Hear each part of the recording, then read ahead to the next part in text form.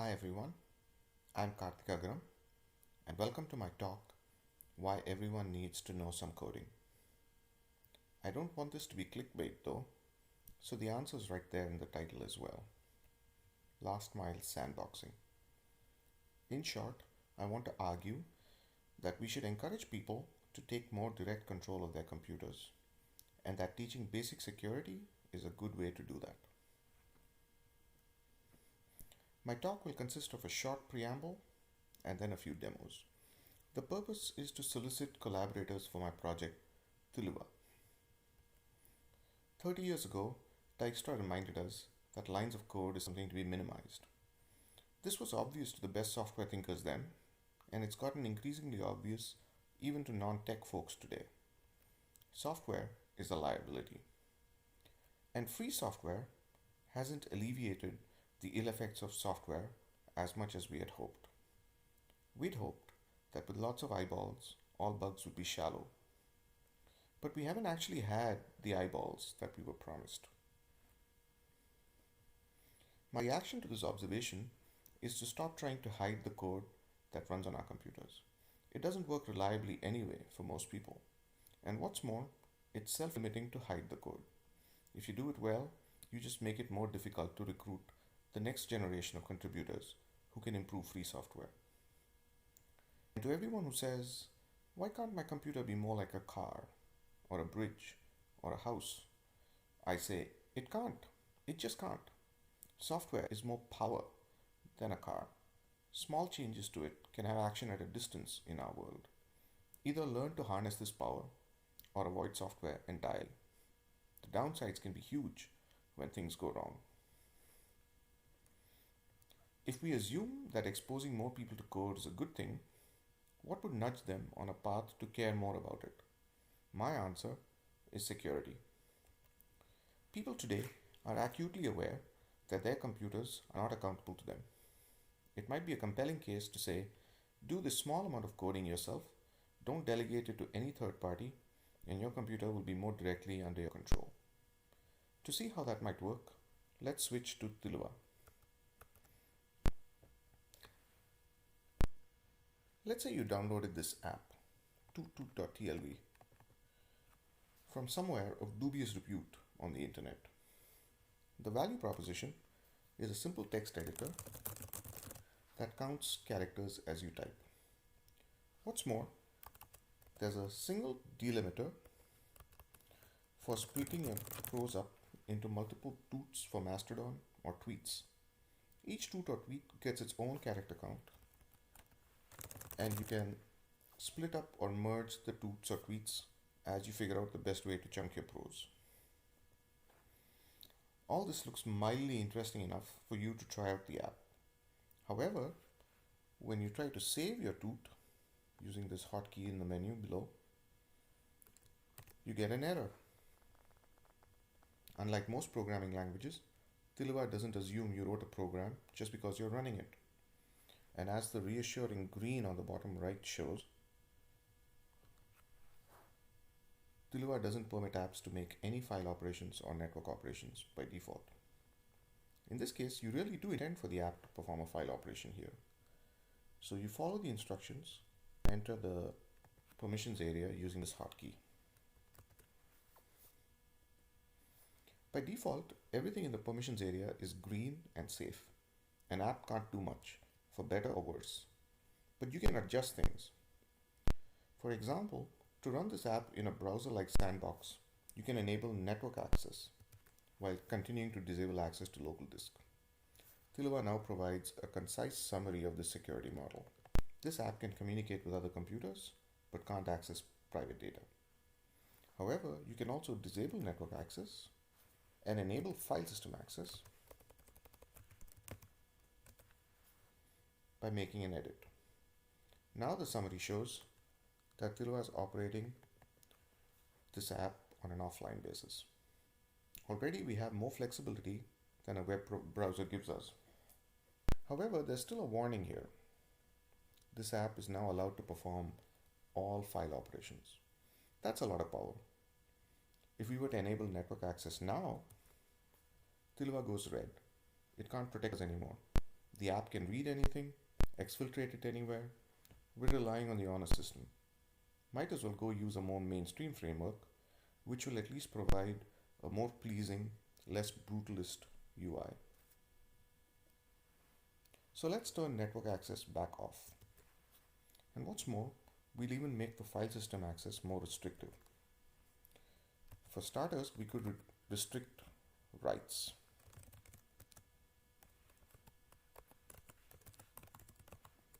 Oops, we got a syntax error. We're writing Lua code here, and the syntax for not equals is a little different. Now the syntax is correct, but we still see this warning that we're likely allowing all file operations. There's a typo in our mode. So let's go back there and fix the typo. Now we see we're still allowing almost all file operations. And the reason is that there are more than two modes. So let's instead say what we allow.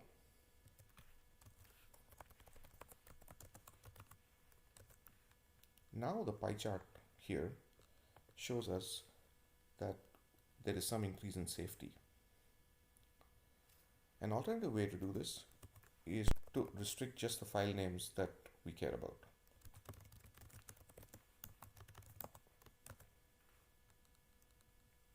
Now Tilwa thinks we might be rejecting all file operations, and that's close enough to what we have. We're rejecting every possible file operation except one. This is some decent protection. Let's go back to the app. Oops, we lost all that we had typed in before. Oh well, we'll type it in again. And we'll now try to save, and the save succeeds without any error. The indicator on the bottom right now shows that we aren't quite as safe as we used to be, but the app does what we want. Days and weeks pass. Now we have an idea for a change we'd like to make. We press the standard hotkey shared by all the apps Tilwa runs. We want to edit the app. When we edit an app, we first see a big picture view that contains the major data structures up top that the app uses. Second, it also contains the functions that the app has implemented, defined in top-down order. All apps start at function main. Under function main, the next row shows the functions that are called by main. The row below that shows the functions called by those functions, and so on. Let's go into main. You can see I'm typing below here. The code is in Lua, as we saw before. We see some initialization, and there's an event loop which renders the window and then waits for a keystroke. If we go back to the big picture view, we see that those function names are exactly what are being called by main. So this is expected. Let's now jump to render below here. We see some code that executes to render the screen. We also see that this function is called from main, which is what we expect. So things are starting to make sense. Now we'll type in whatever our idea is for a cool new feature.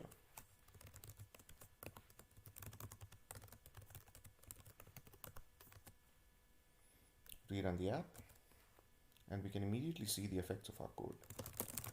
Tilwa transparently does what it needs to get the app to run.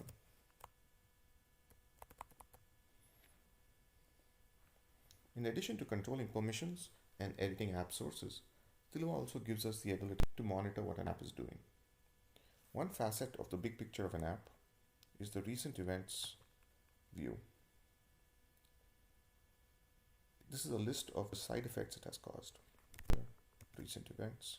And now we see that Tilwa did in fact open this file root for writing. This provides us with an audit trail. It won't directly protect us, but it provides some social accountability.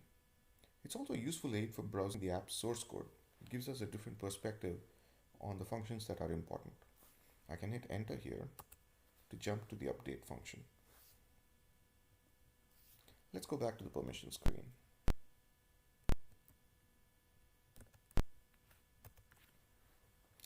One challenge with the permission screen is that there's a lot of power here. Code that runs here gets unrestricted permissions and there's no safety net.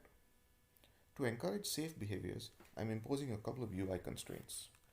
The first, you already seen my little summaries at the top. If you make the code complex, Tilva reminds you that it can't be sure how well protected you are. But as you learn more about the app's internals, Tilva gets out of your way. The second way that Tilva encourages good behaviors is by only displaying a few lines of code at a time.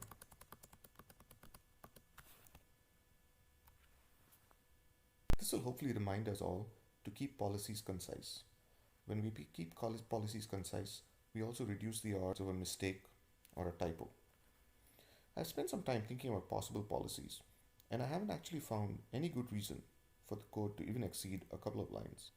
Perhaps if we start allowing different parts of an app to have different permissions, perhaps you've studied one function more closely and feel comfortable giving it greater permissions that won't be available to some tiny function secreted in a dark corner of the app that does something insidious one day in a year. Anyways, that's future work. This is the end of my demo. Hopefully it gives you a flavor for the sorts of things I imagine being possible on Tilva. There are still lots of open questions, some of which I alluded to during the demo. The first open question is, how do you avoid data loss on that initial run?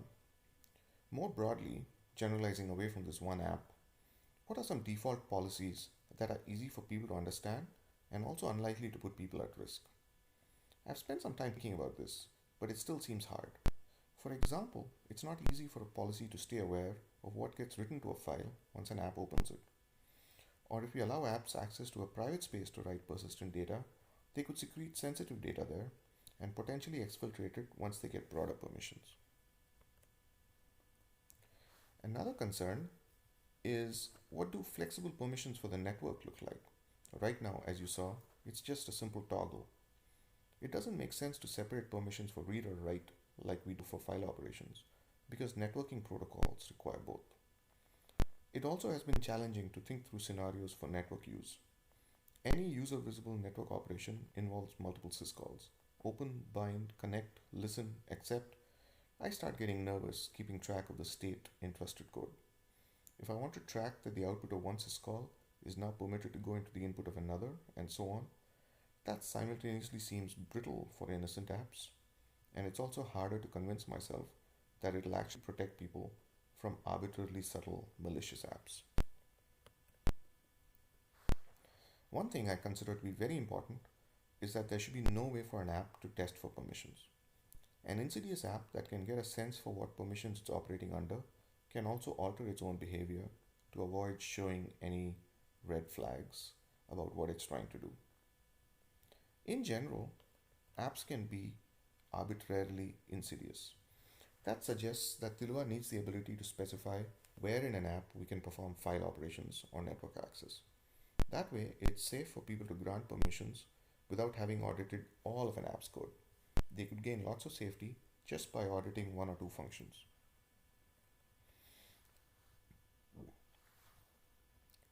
Past these sorts of UX questions, there are some challenges in educating people. How can we gradually teach people to put themselves in the shoes of a malicious app and think about the risks they need to protect against? For example, even if people start using Tilva, it would be a failure if we saw questions like this on public forums, because they lead to answers like these. Oh, just toggle this setting on the permission screen, or just paste in this code, which leads to people's tendency to do things without thinking about them. Another challenge is educating people on the need to keep trusted code on the permission screen concise, or to avoid side effects in it. If we see people reading policies from files somewhere and then sharing large files of allow lists, that feels like failure. Hopefully it's clear by this point that I don't really know what I'm doing. I don't have a background in security, and I'm acutely conscious of my ability to introduce vulnerabilities with every line of code I change in the Lua codebase. Hopefully I've also kindled some interest in this problem space. There is value here for people. I hope you will come help me, whether it's by asking questions and helping me think through use cases for security, or by helping to set the curriculum we want to educate people about in the course of using Tuluva. Thank you.